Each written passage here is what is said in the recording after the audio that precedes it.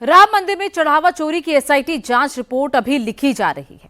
अयोध्या में 100 घंटे की जांच और 150 लोगों की पूछताछ के बाद अब लखनऊ कमिश्नर के ऑफिस में एसआईटी रिपोर्ट तैयार हो रही है। उधर अयोध्या में बदलाव अभी से दिखने लगा है। चढ़ावे की गिनती करने वाला पूरा सिस्टम बदल गया है। गिनती करने वाला सारा स्टाफ बदल दिया गया है। राम मंदिर में चंपत राय पिछले कई दिनों से दिखाई भी नहीं दिए हैं। क्या अब तिरुपति मॉडल से चलेगा राम मंदिर? दिल्ली और लखनऊ में क्या तय हो रहा है और अयोध्या में कैसा चेंज दिख रहा है, इस रिपोर्ट में आपको दिखाते हैं। चंपत राय मंदिर नहीं जा रहे। चंपत राय तीर्थ क्षेत्र ट्रस्ट भवन भी नहीं जा रहे। चंपत राय ट्रस्ट भवन से दूर जा रहे हैं। तो राम मंदिर की व्यवस्था अभी कौन संभाल रहा है? राम मंदिर में दर्शन पूजन लगातार हो रहा है। राम मंदिर में चढ़ावा घट गया है, लेकिन भक्तों की कतार नहीं घटी है। कुछ सवाल हर हिंदू के मन में है। जो भी राम मंदिर गया है, जिसने भी अयोध्या का टिकट कटाया है, जिसने भी राम मंदिर में चढ़ावा चढ़ाया है, उन सब के मन में कुछ सवाल हैं। नोट का चढ़ावा, सिक्के का चढ़ावा, चांदी की ईंटों का चढ़ावा, सोने के गहनों का चढ़ावा। भक्तों ने श्री राम के सबसे बड़े मंदिर में अपनी आस्था से जो चढ़ावा चढ़ाया, वो कैसे लुट गया? और चढ़ावा चोर कब पकड़े जाएंगे? कब गिरफ्तारी होगी? कब उनको जेल होगी? एसआईटी टीम अयोध्या से लखनऊ लौट गई है। लखनऊ के कमिश्नरेट ऑफिस में एसआईटी की रिपोर्ट लिखी जा रही है। 3 सदस्यीय एसआईटी ने अयोध्या में 6 दिनों तक 100 घंटे की जांच की। करीब 150 लोगों से पूछताछ हुई। एसआईटी के वापस जाते ही राम मंदिर में बड़े बदलाव दिखने शुरू हो गए। दान दक्षिणा देते वक्त जब दान पेटी की तरफ हाथ बढ़ रहा है तो मन में क्या चल रहा है, खास तौर पर तब जब इस तरह की खबरें हैं, एक जांच चल रही है? मन में थोड़ी शंका तो जरूर है, लेकिन सच झूठ का कुछ पता नहीं है, तो उस बारे में आपको कुछ मैं कह नहीं पाऊंगा। पहले श्योरिटी आ जाए, क्योंकि मैं लॉजिक में बहुत विश्वास करता हूं, उसके बाद ही मैं इस टॉपिक पे आपको कुछ बता पाऊंगा। मेरे मन में तो यही आस्था है कि जो गमन हुआ है, इतना सारा दान पेटी का गमन हुआ है, और सुन के अच्छा नहीं लगता, क्योंकि सभी लोग यहाँ अपनी आस्था को लेके आते हैं और उनके आस्था के साथ दुर्व्यवहार हो और उन तो दुख होता है। सर, हम लोग दिल्ली से आए हैं, शर्मा फैमिली है। दान देने के अंदर कोई दिक्कत परेशानी नहीं है, रसीद मिली है प्रॉपर, और ऐसा कोई भी मुझे तो ऐसा कोई वाक्य नहीं दिखता जो ऐसा हो कि दान नहीं लग रहा है या पर्ची नहीं मिलती है एंड ऑल दैट। सब कुछ सारा का सारा नंबर 1 है, सब कुछ दिख रहा है, साफ हो रहा है। मैम, दान दक्षिणा के लिए जब यहाँ आए तो जिस तरह की खबरें चल रही, मन में कोई शंका थी? क्या सवाल थे? नहीं, हमारे मन में कोई शंका नहीं थी, और ये तो कुछ बात होती है और कुछ उड़ाई जाती है। हमारे मन में कोई शंका नहीं। हम तो श्रद्धा से आए हैं, श्रद्धा से किया है, बाकी जो जैसा करेगा वैसा भरेगा। पहले भी दक्षिणा दे चुके हैं, अभी आए तो आप पूरा फैमिली को लेके आए हैं, पूरा ग्रुप है हमारे साथ। तो दान दक्षिणा को लेकर मन में कोई शंका है जिस तरह से खबरें चल रही हैं उसके बाद? ऐसा हमारे मन में कुछ नहीं है। जो जैसा कर्म करेगा वैसा फल मिलेगा। हमको उसमें कोई इंटरेस्ट नहीं है। प्रभु श्री राम में आस्था? हाँ, बस आस्था, हमको उसमें कोई इंटरेस्ट नहीं है। अयोध्या से बड़ी खबर ये है कि इन बदलावों में तीर्थ क्षेत्र ट्रस्ट के महासचिव चंपत राय की भूमिका ना के बराबर है। 10 दिन पहले तक चंपत राय की मर्जी के बिना राम मंदिर में एक पत्ता नहीं हिलता था। अब उनके बिना बड़े बड़े बदलाव हो रहे हैं। 3 दिन पहले मुख्यमंत्री योगी आदित्यनाथ जब अयोध्या गए थे, तब वहां उनके साथ चंपत राय नहीं दिखे थे। 7 साल में ऐसा पहली बार हुआ कि मुख्यमंत्री के दौरे से चंपत राय को अलग रखा गया हो।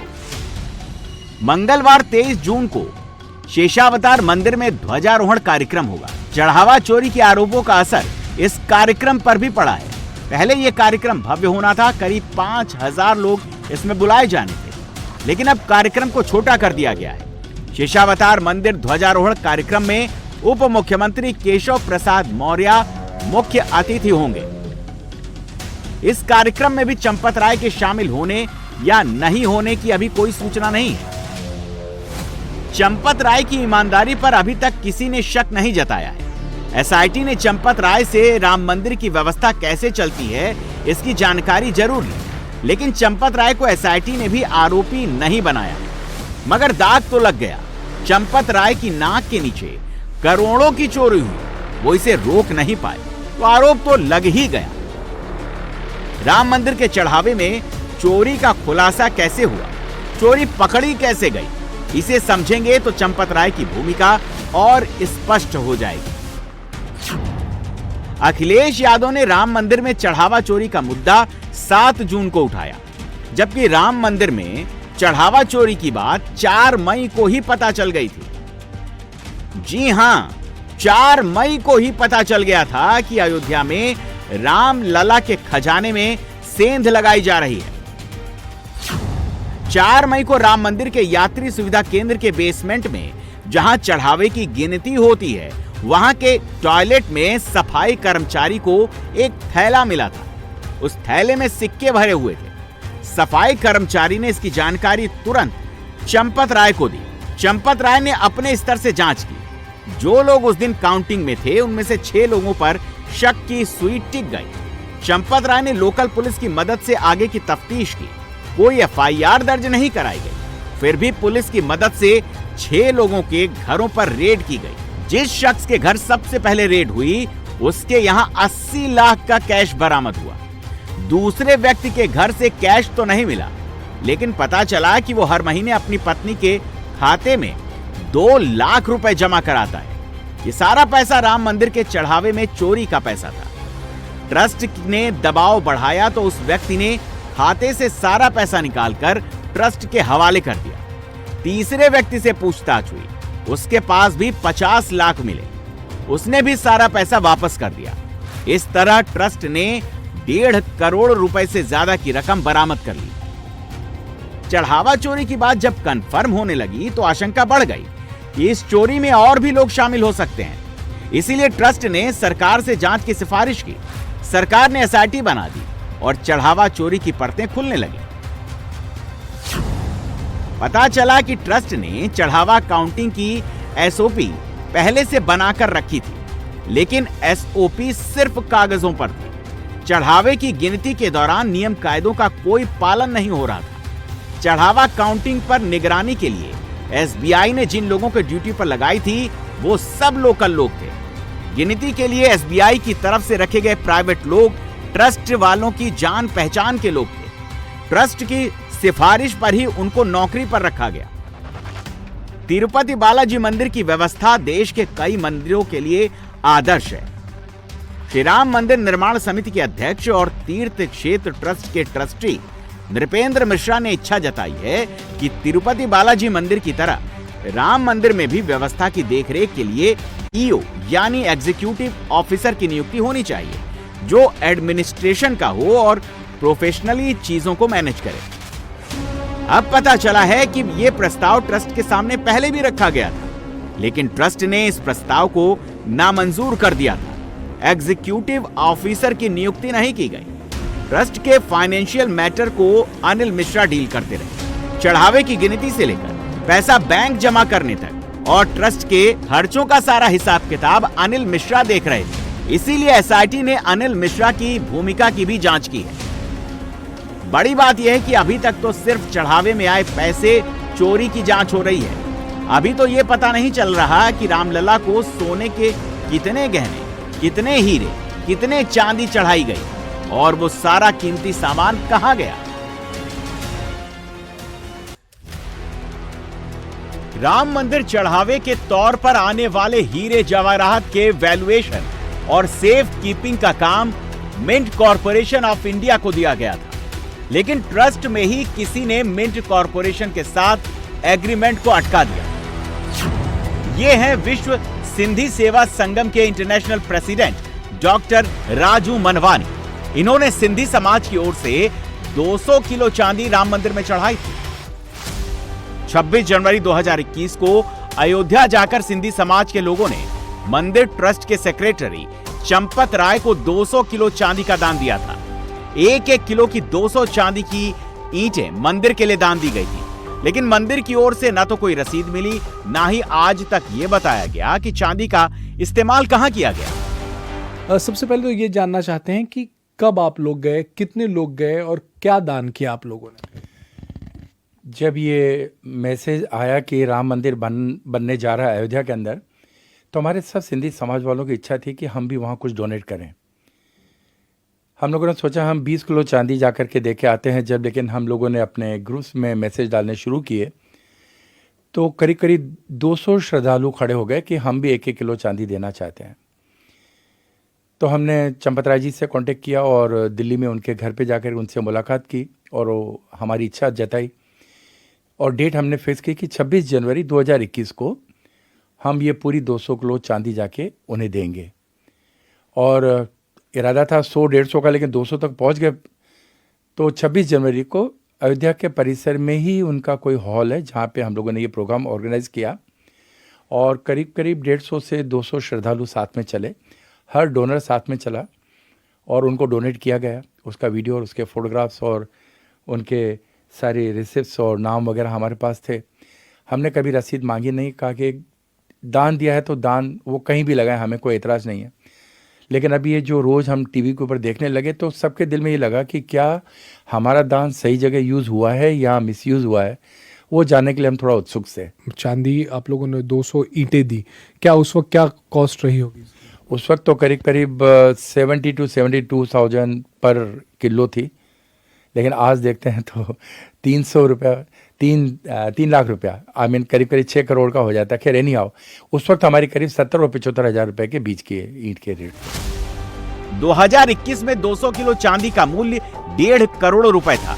आज उसकी कीमत 6 करोड़ बैठती है। 6 करोड़ की चांदी कहां चली गई ये किसी को नहीं मालूम। लखनऊ में रहने वाले Anurag Rastogi Indian bullion and jeweller association के नॉर्थ इंडिया हेड हैं। इन्होंने भी राम मंदिर के लिए 34 किलो चांदी का दान दिया था, लेकिन उस चांदी का क्या इस्तेमाल हुआ इनको आज तक नहीं बताया गया। देखिए, जिस समय राम मंदिर की स्टार्टिंग हुई थी, जब बाल रूप में प्रभु पहले मंदिर में विराजे थे, उस समय हम सबके भी मन में आया कि भगवान श्री राम का इतना भव्य मंदिर बन रहा है और हमारे अयोध्या धाम में बन रहा है। शायद हम सब जीवन में बहुत भाग्यशाली हैं कि हम इसको देख रहे हैं। तो उस वक्त हम सबके मन में आया तो मैंने अपने परिवार की तरफ से एक 3 किलो चांदी का दीपक बनाया और उसको गुप्त के रूप में, आज आप लोगों के सामने मजबूरी है कि बोलना पड़ रहा है, लेकिन वो गुप्त दान के रूप में हमने प्रभु श्री राम जी के चरणों में अर्पित किया, जिसकी इजाज़त आदरणीय चंपत राय जी ने ही हमको दी और डॉक्टर अनिल मिश्रा जी ने ही जाकर के उस अखंड ज्योत को वहाँ जलाया और जब तक नया मंदिर नहीं बना तब तक वो ज्योत वहाँ पर जलती रही रेगुलर। उसके बाद जब नया मंदिर बना तो हमें उस ज्योत का नहीं पता कि आज की तारीख में वो ज्योति कहाँ रखी गई है। दूसरा, जब मुझे इतनी बड़ी अपॉर्चुनिटी मिल गई तो मेरे दिमाग में आया कि क्यों ना इसके अंदर और भी लोगों का अंश लगे। मैंने अपने संगठन से अपील की कि भाई जितने भी लोग हैं, अगर कोई लोग भी अपनी श्रद्धा सुमन अर्पित करना चाहें तो मात्र 10-10 ग्राम चांदी के रूप में वो आप हमें भेजें, जिसको हम एकत्रित करके और प्रभु श्री राम जी के श्री चरणों में हम समर्पित करेंगे कि जब नया मंदिर बने और उसका न्यू पूजन हो तो उस न्यू में हमारी चांदी लगे। तो काफ़ी लोगों ने देश भर से मुझे वो चांदी भेजी, 10 ग्राम, किसी ने 20 ग्राम, किसी ने 25 ग्राम, किसी ने 100 ग्राम। एक आध ऐसे भी श्रद्धालु हैं जिन्होंने 1 किलो तक भी चांदी भेजी। टोटल लगभग 34 किलो 644 ग्राम चांदी पहली बार में इकट्ठा हुई, जिसको लेकर के हम अयोध्या गए। अयोध्या में श्री राम कचेरी में जहाँ के महंत श्री शशिदास जी महाराज जी हैं, उनके प्रांगण में भव्य पूजन हुआ।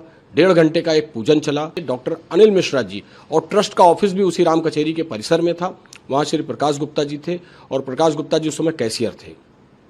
सारी चांदी हमने एक पत्र बना करके एक इस निवेदन के साथ कि जब भी राम जन्मभूमि का भूमि का जब ये होगा भूमि पूजन, उसमें ये चांदी हम सब की तरफ से श्रद्धा के रूप में उनकी नींव में लगाया जाए। लेकिन जब भूमि पूजन हुआ उस समय हम सभी को वो चांदी की हम लोगों ने बहुत देखा, बहुत ढूंढा, लेकिन वो चांदी हमें कहीं दिखी नहीं। लेकिन चूंकि हम लोगों ने दान दिया था और श्री राम जी के आस्था पे हमारा कोई सवाल नहीं था, न ट्रस्ट पे कोई हमारी आस्था के ऊपर कोई सवालिया निशान था, ना ही चंपत राय जी के कोई हमारे व्यक्तित्व पे कोई सवालिया निशान था, ना ही हमारा कोई अनिल मिश्रा जी के व्यक्तित्व पे निशान था। तो हम लोगों ने कभी पलट करके इसलिए नहीं पूछा कि श्री प्रधानमंत्री जी का प्रोटोकॉल था, बहुत बड़ा प्रोटोकॉल होता है, शायद उस समय वो चांदी उस समय न लगाई गई हो, लेकिन बाद में बहुत सारी जगहों पर भी चांदी का उपयोग किया जा सकता है। तो हमें लगा ट्रस्ट ने उसका बहुत ही कायदे से सदुपयोग किया होगा। और आज भी मुझे ऐसे ही लगता है, क्योंकि मुझे जिस समय ये चांदी मैंने जमा कराई तो वो सारी चांदियों का मुझे पूरी रसीद दी गई। मुझे अपने मुख्यमंत्री पर पूरा भरोसा है। मुख्यमंत्री जी ने एसआईटी गठित की है और मुख्यमंत्री जी ने यह भी कहा है 15 दिन रुक जाइए, दूध का दूध पानी का पानी हो जाएगा। तो हमें हमारे मुख्यमंत्री पर पूरा भरोसा है। मुझे पूरी यकीन है कि वो किसी भी प्रकार से कोई ऐसी घटना होने नहीं देंगे कि लोगों का पैसा चला जाए। आज हम लोगों का दान हमारा चला गया पैसा, हमें उसकी तकलीफ नहीं, लोगों की आस्था से खिलवाड़ नहीं होना चाहिए। एसआईटी की फाइनल रिपोर्ट आएगी तो चोर पकड़ने का काम होगा, एफआईआर भी होगी, गिरफ्तारियां भी होंगी, लेकिन सॉल्यूशन देने का काम एसआईटी के दायरे से बाहर है। सॉल्यूशन देने के लिए ही नृपेंद्र मिश्रा को अयोध्या भेजा गया था। मंदिर निर्माण समिति के अध्यक्ष नृपेंद्र मिश्रा ने तिरुपति बालाजी मंदिर का एग्जीक्यूटिव ऑफिसर मॉडल सुझाया है। मंदिर प्रशासन का क्या है तिरुपति मॉडल? तिरुमला तिरुपति देवस्थानम का प्रशासनिक ढांचा 2 लेयर में बटा हुआ है। पहला है ट्रस्ट बोर्ड, जो तिरुपति बालाजी मंदिर के लिए व्यापक नीतियां तय करने का काम करती है। दूसरा लेयर है एग्जीक्यूटिव ऑफिसर, जो बालाजी मंदिर के डे टू डे एडमिनिस्ट्रेशन का काम देखते हैं। तिरुपति बालाजी मंदिर में कमिश्नर रैंक के आईएएस ऑफिसर को एग्जीक्यूटिव ऑफिसर बनाया जाता है। एग्जीक्यूटिव ऑफिसर मंदिर का वित्त, चढ़ावा, सुरक्षा और तीर्थ यात्रियों के कल्याण का काम देखते हैं। एग्जीक्यूटिव ऑफिसर ही ट्रस्ट बोर्ड के मेंबर सेक्रेटरी का भी काम करते हैं। यानी राम मंदिर ट्रस्ट में जो रोल चंपत राय का है, टीटीडी में वो रोल एग्जीक्यूटिव ऑफिसर का होता है। तिरुपति मंदिर दुनिया का सबसे अमीर हिंदू मंदिर है। यहाँ हर दिन करोड़ों का चढ़ावा आता है और उसे प्रोफेशनल तरीके से मैनेज किया जाता है। तिरुपति मंदिर की दान पेटी को हुंडी कहा जाता है। हुंडी में हर रोज 3.5 करोड़ से 4 करोड़ के बीच कैश का चढ़ावा आता है। इस तरह पूरे साल में 1300 करोड़ से 1600 करोड़ का चढ़ावा आता है। नकदी के अलावा बालाजी मंदिर को हर साल लगभग 1400 किलो सोना भी दान में मिलता है। बालाजी को मिलने वाला दान से सामाजिक और धार्मिक कार्य किए जाते हैं। यहाँ आने वाले भक्तों को मुफ्त भोजन कराया जाता है। उनके इलाज आदि भी मुफ्त प्रबंध किए जाते हैं। टीटीडी ने शिक्षण संस्थान बनाए हुए हैं। गाय की सेवा के लिए गो संरक्षण ट्रस्ट भी बनाया है। खुलकर पैसा खर्च करने के बाद भी बालाजी का खजाना बढ़ता जा रहा है। तिरुमला तिरुपति देवस्थानम के पास लगभग 14,000 करोड़ की एफडी है और बैंक लॉकर में टीटीडी का लगभग 20 टन सोना जमा है। राम मंदिर करोड़ों हिंदुओं की आस्था का केंद्र है। 500 साल के संघर्ष के बाद राम मंदिर बना है, लेकिन 2 साल में ही ये चोरी, चकारी और मिसमैनेजमेंट का शिकार हो गया। राम मंदिर पर लोगों की आस्था बढ़ी है तो पारदर्शिता की अपेक्षा भी उतनी ही बढ़ी है। राम मंदिर आंदोलन से जुड़े लोगों का सम्मान अपनी जगह है, लेकिन भक्तों का विश्वास तो पारदर्शिता और व्यवस्था से ही मजबूत होगा।